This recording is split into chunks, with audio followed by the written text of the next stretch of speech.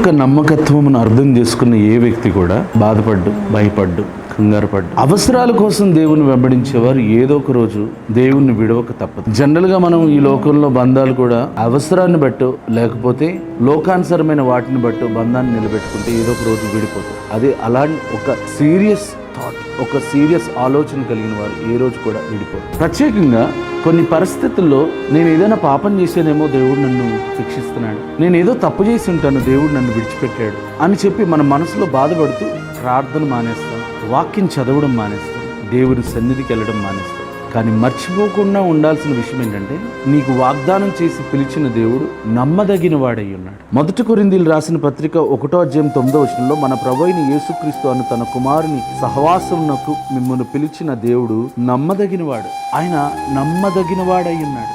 ఎలాంటి పరిస్థితుల్లో నమ్మదగిన వాడంటే, మనము మర్చిపోయినా ఆయన మర్చిపోయేవాడు కాదు, మనం విడిచిపెట్టినా ఆయన విడిచిపెట్టేవాడు కాదు. మనము నమ్మదగని వారమైనను ఆయన నమ్మదగిన వాడై ఉన్నాడు. కొన్ని ఇబ్బందులు, కొన్ని సమస్యలు ఉన్నాయి అన్న మాట వాస్తవమే కావచ్చు, కానీ ఆ సమస్యలన్నిటి నుంచి విడిపించుటకు ఆయన సమర్థుడై ఉన్నాడు. ఆ సమస్యలన్నీ కూడా ఒక ప్రణాళిక ప్రకారం నిన్ను నీ యొక్క జీవితాన్ని మహిమపరచడానికి, కనపరచడానికి శ్రమల ద్వారా నిన్ను తీసుకువెళ్ళి మహిమపరిచి దీవించాలనుకుంటున్నాడు తప్ప ఆయనకి నీ మీద ఏ కోపం లేదు.